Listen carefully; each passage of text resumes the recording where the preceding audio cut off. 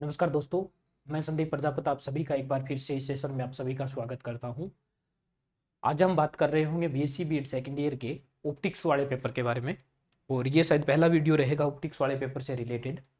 तो उम्मीद है आप लोगों के पहले जो दोनों पेपर हुए हैं बहुत अच्छे नंबर में उनके क्वेश्चन आप लोगों को मिले होंगे की सहायता से।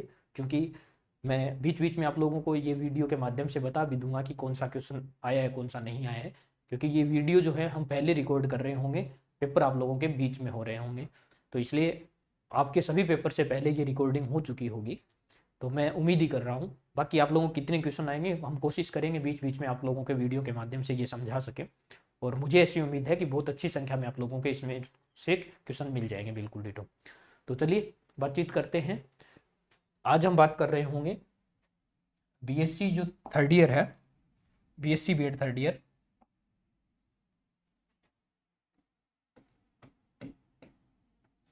थर्ड ईयर के पेपर थर्ड जो है आप लोगों का, उसके बारे में बातचीत कर रहे होंगे। और ये पहला ही पेपर शायद वीडियो रहेगा आप लोगों का, तो आज हम इसके पहले पार्ट के बारे में बातचीत कर रहे होंगे। चलिए बात करते हैं। पहला जो आप लोगों का इसमें पहली जो यूनिट है वो है विपतन और नेत्रिकाएं। ये जो आप लोगों की यूनिट है वो है विपतन और नेत्रिका वाले जो चैप्टर आप लोगों का है उससे रिलेटेड ये यूनिट है।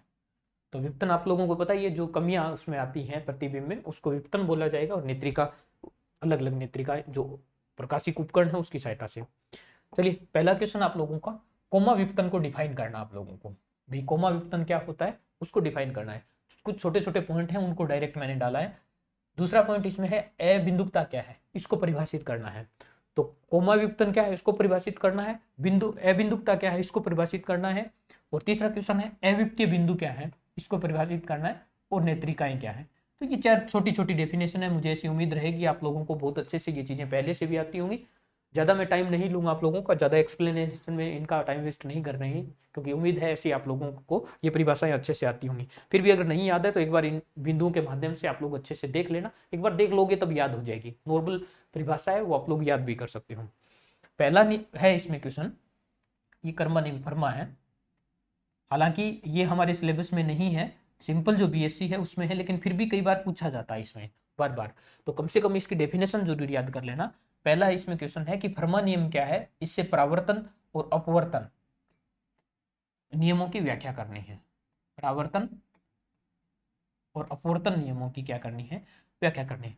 भाई मैं वापस बोल रहा हूँ, सिलेबस में नहीं है, क्योंकि फिर भी एग्जामिनर जो बनाते हैं ना तो पेपर में लिखा हुआ मिलता है ऑप्टिक्स। और ऑप्टिक्स की जो पहली यूनिट है उसमें ये नियम सबसे पहले आता है, वर्मा का नियम, जिससे अपवर्तन और परावर्तन। लेकिन हमारा जो है वो चैप्टर नेत्रिका और विपतन दूसरे चैप्टर से स्टार्ट होता है, लेकिन फिर भी कई बार उसको पूछ लिया जाता है। थोड़ा इंपॉर्टेंट है, 5 मिनट टाइम निकाल के आप लोग इसको कवर कर लेना कि फर्मा नियम क्या है, इसकी सहायता से परावर्तन और अपवर्तन के जो दोनों नियम होते हैं उनकी व्याख्या कैसे की जाती है।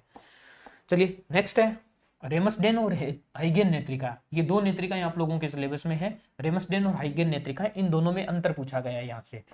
तो अंतर जब आप लोग लिखोगे तो दोनों के बारे में अच्छे से आप लोग तैयार भी कर लोगे। तो अगर अंतर लिख रहे हो तो कार्यविधि एक अलग से बचता है। तो इसका मतलब कुल मिला के ये हो गया कि रेमसडेन और जो हाइगेन नेत्रिकाएं हैं इन दोनों नेत्रिकाओं को आप लोगों को अच्छे से तैयार करना है। दोनों में ज्यादातर अंतर पूछा जाता है, लेकिन कभी कभार क्या हो जाता है एक नेत्रिका के बारे में पूरी डिटेल से पूछ लिया जाता है, उसका डायग्राम वगैरह सारी चीजें आप लोगों को फिर कवर करनी होती है।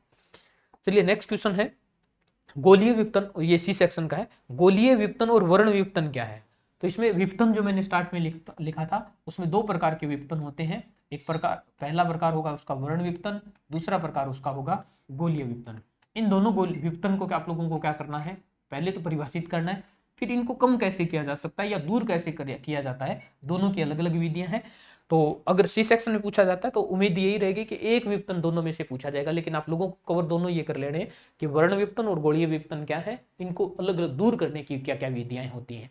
तो ये आप लोगों का विपतन से रिलेटेड पार्ट हो जाएगा। तो ये आप लोगों की पहली यूनिट रहेगी विपतन और नेत्रिकाएं। इतने क्वेश्चन जो डाले हैं इनको अच्छे से लिखिए और अच्छे से तैयार कीजिए। चलिए मिलते हैं नेक्स्ट यूनिट के साथ बहुत जल्द, तब तक के लिए धन्यवाद। जय हिंद।